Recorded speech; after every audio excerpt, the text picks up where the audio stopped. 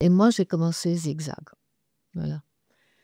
Et Zigzag, je ne savais rien non plus. Comment est-ce qu'on pouvait choisir les réalisateurs?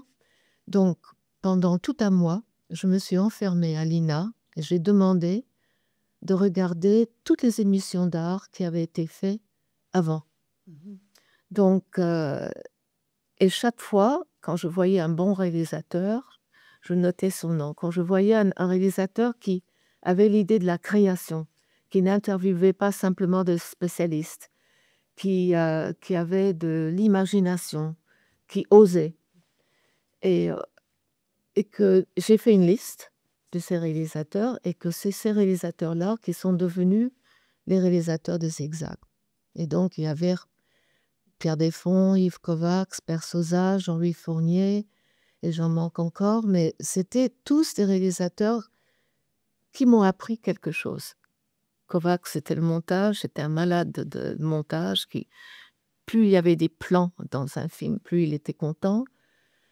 Bersosa, c'était le surréalisme, cet esprit espagnol et politique aussi. Fournier, c'était aussi le- l'humour.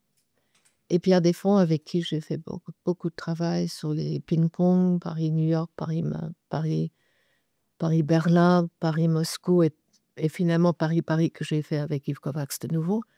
Mais c'était d'introduire la danse, le spectacle, tout horizon, le cinéma. Vous voyez, c'était des émissions très riches. Et, et j'ai appris mon métier comme ça. J'ai appris mon métier comme ça. Et Zigzag a duré 8 ans. Il y avait quelques émissions spéciales comme Mayakovsky que j'ai fait avec une femme réalisatrice, enfin une femme réalisatrice. Il n'y avait presque pas de femme réalisatrice à l'époque. Elle s'appelait Colette Gidou.